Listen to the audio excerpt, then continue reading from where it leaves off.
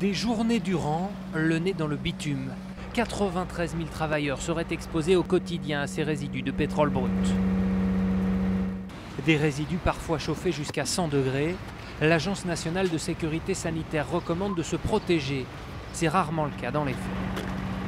Normalement, on doit prendre le masque, mais ça nous gêne même parce que pour travailler avec, ça gêne un petit peu quoi. Il y en a qui ne peuvent pas travailler dans l'asphalte comme ça, parce que c'est pas bon pour la santé. Mais il y en a, il n'y a rien. Ça dépend de certaines personnes là. Pourtant, il y a peu de doute. Depuis 2011, le Centre international de recherche sur le cancer classe différents bitumes.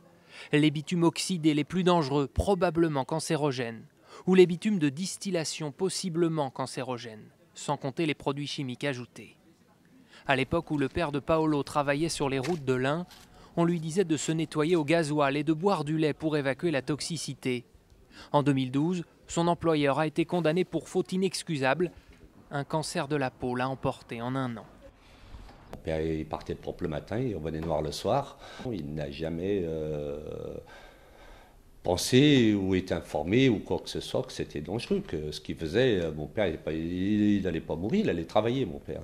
Eurovia, filiale du groupe Vinci, maintenait à l'époque que les UV étaient responsables de la maladie. Impossible selon l'avocat de la famille. Les bitumes sont vendus par les fabricants de bitumes avec des fiches de sécurité. Et toutes les fiches de sécurité, il y a une tête de mort en noir en disant « produit mortel ». Donc les entreprises qui fabriquent ne pouvaient pas ne pas savoir que le produit était mortel. Bitume et fumée ne figurent pas dans les tableaux de maladies professionnelles, ce qu'un syndicat continue de réclamer.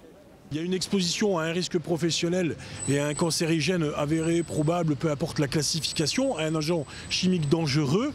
La survenue d'une maladie doit être considérée comme un lien par la mise en situation professionnelle. Mais faute de suivi médical pour les retraités, les données chiffrées sont rarissimes pour des travailleurs qui sont également exposés à l'amiante composant les vieux revêtements.